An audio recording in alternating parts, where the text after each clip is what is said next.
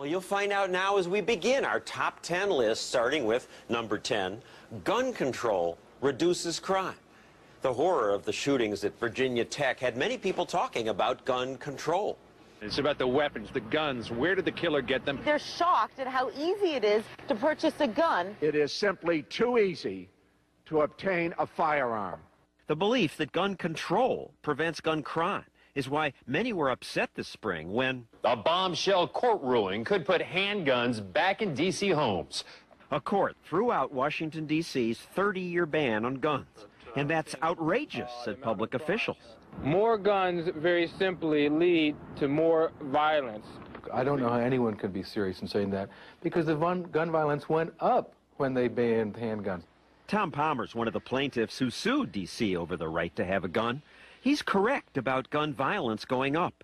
Since Washington's gun law passed, the murder rate actually increased, even while America's murder rate dropped. It's because guns can also save lives, says Palmer, as one saved his years ago in California. We were walking down the street, and this group of young men took really strong exception to that. They stood up, 19 or 20 young guys followed us, and they told us, we're going to kill you, they'll never find the bodies. And I turned around and showed them the business end of a pistol. Just pulling out the gun was enough to stop them. Yeah, it works. Merely having a weapon and being able to display it when I was threatened saved my life. Now, you may think that carrying a gun, as Palmer did, is illegal in most of America, but it's not. Many people don't realize that today in America, in about 40 states, it is legal to carry a concealed weapon on your person. And in those 40 states, there is no more violent crime or murder than in states where guns are restricted.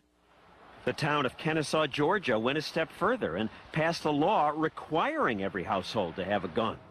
Did they then experience a crime wave? No. Well, after the city ordinance passed, there was actually a decrease in reported crime in the Kennesaw area, especially violent crime. Now, I don't want politicians ordering me to have a gun, and the law isn't enforced here. But townspeople we talk to like the law. I think it makes people think twice. This is a very peaceful place to be. We should have guns. I mean, that's what free society do. These maximum security felons said they fear an armed victim much more than the police. When you go to rob somebody you don't know, it makes it harder. And they said gun laws don't matter to them. They don't obey them. I'm not worried about the government saying that I can't carry a gun. I'm going to carry a gun anyway. It's impossible to know exactly how often guns stop criminals, because who reports a crime that doesn't happen? But people use guns in self-defense every day. Often just showing a gun is enough to prevent the crime. When robbers broke into Joyce and Raymond Papin's home and attacked Raymond, he yelled, "Get the gun, get the gun." Joyce did, and when the robbers saw it, they ran away. Boy, when he saw the gun, he just started running, and they weren't just walking fast, they were running.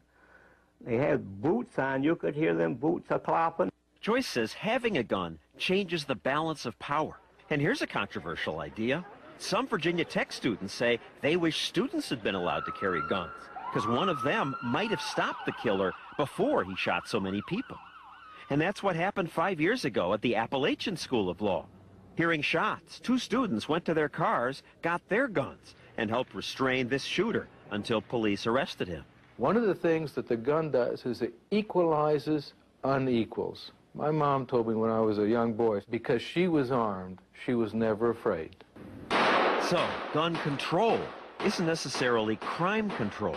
In fact, the National Academy of Sciences reviewed hundreds of studies and could not document a single gun regulation that reduced violent crime or murder. If someone gets into your house, which would you rather have, a handgun or a telephone? You can call the police if you want, and they'll get there, and they'll take a picture of your dead body. But they can't get there in time to save your life. The first line of defense is you.